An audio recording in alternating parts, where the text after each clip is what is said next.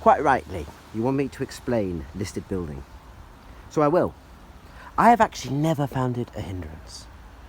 On the contrary, for me, a listed building is a way of thinking about the history.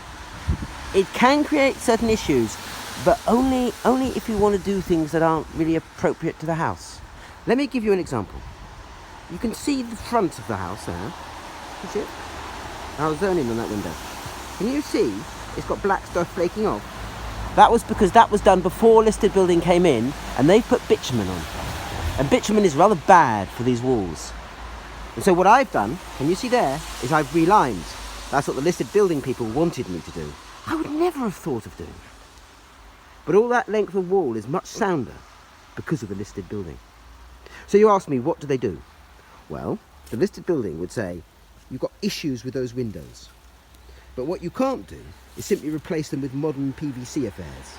You've got to keep the history looking back. Because what they see themselves as doing is custodians of the history. I'll give you another example, just from the front of the house. Up there. Can you see that gutter looks good? If you'd been here 10 years ago, like me, you would have said, that gutter needs replacing. But the listed building people said, they climbed up a ladder and they said you could renovate it. It would be cheaper and better. And do you know? They were bang on right. So, all that stuff about liabilities and you're liable if you do it wrong, you'd be a fool to do it wrong. But you wouldn't be a fool because of the listed building. Old houses like this need their history. It's who they are. If you simply replace it with modern stuff, I'll give you an example. Over there we have a modern window. That's a modern British PVC window. You probably have them in America. It's made out of plastic. If you put one of those on this house, it would frankly fall off. So what the listed building people do is give you advice about what you can do, what you can't do. They're not a form of police, so much as this saying to you, old houses are never truly your own.